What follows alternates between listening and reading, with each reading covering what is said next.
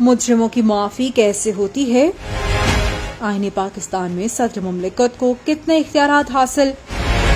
किस नौइयत के कैदी की सजा खत्म, मुअत्तल या मुलतवी हो सकती है? कौन सा आर्टिकल सदर पाकिस्तान को सजा मुआफी का इख्तियार देता है? ये सब हम आपको बताते हैं। पाकिस्तान की मुकद्दस किताब दस्तूर पाकिस्तान है। 1973 में बनाए गए आईन पाकिस्तान में 7 स्केचुअल चैप्टर्स हैं, जिनको 12 हिस्सों में तकसीम किया गया है। आर्टिकल्स की तादाद 280 है, जिनमें तकरीबन हर मसले का हल मौजूद है। ये तो थी आईन पाकिस्तान की मुख्तसर तारीफ। अब हम बात करते हैं आर्टिकल 45 की।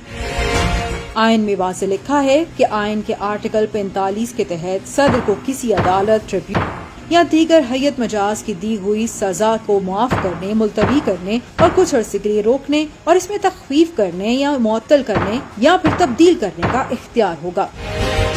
लेकिन दूसरी तरफ कानूनी माहिरीन कहते हैं कि सदारती इख्तियारात 2 तरह के होते हैं, सवाबदीदी और गैर सवाबदीदी।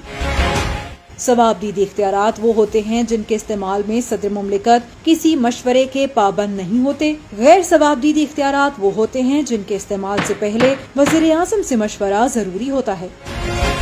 अगर वज़ीर आज़म कहे कि आर्टिकल 45 का इस्तेमाल करें, तब ही सदर अपने इख्तियारात का इस्तेमाल कर सकते हैं, और अगर वज़ीर आज़म मना करे तो सदर इस इख्तियार का इस्तेमाल नहीं कर सकते। सवाबदीदी इख्तियारात 18वीं आईनी तरमीम के बाद इंतहाई महदूद हो चुके हैं। जैसे असम्बलियों की तहलील अब सदर के इख्तियार में नहीं।